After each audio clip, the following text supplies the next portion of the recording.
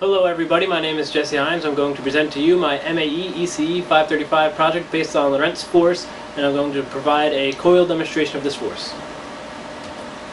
So what is Lorentz Force? Lorentz Force is a force created on a charged particle that's moving through an electric and magnetic field.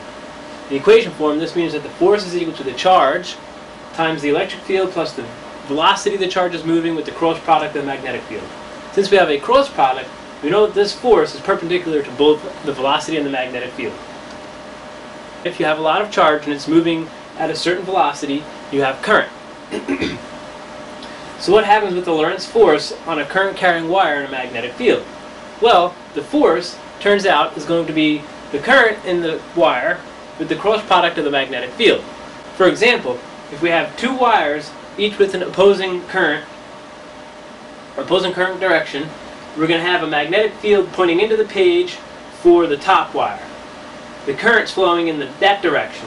So we're going to end up with a force in the upwards direction. So this force from the bottom wire on the top wire is going to be upwards, repelling it. And the exact opposite holds true for the bottom wire. So how does this apply to the magnetic field inside of a coil? When a coil is charged, there's a magnetic field that goes through the coil. See the wires here? Pretend it's an air solenoid coil. The current's flowing in this direction, so you're going to have a magnetic field going through the solenoid.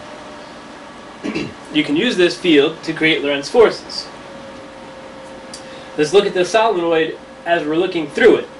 So here's again the current's flowing in this direction, the magnetic field going in. Now let's say we take a paramagnetic material like aluminum in the shape of a ring and we put it inside this coil. Well, the current's going to be induced into this aluminum ring. It flows in the opposite direction of the current flowing around the coil. This creates a Lorentz force pointing inward. You can see here that if we have a magnetic field pointing in, we have a current in this direction on the top of that ring, we're going to end up with a force pointing down. The same holds true all the way around that ring, and that's going to want to compress that ring. So now let's take a look at a small working example. You can see from this schematic that a 110 volt AC signal is created by an inverter from a 12 volt battery.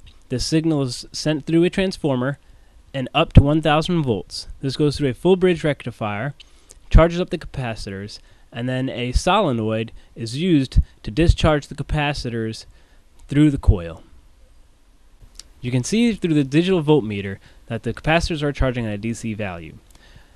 It takes a minute, but you can see the voltmeter charges to 1000 volts. So let's take a look at some of the hardware involved with this project. We have a simple 12 volt battery. That's going to get converted to AC through an inverter. It's going to puts out 110 volts. And it's going to go through a transformer here with 10-to-1 turns. So that's putting out about 1100 volts.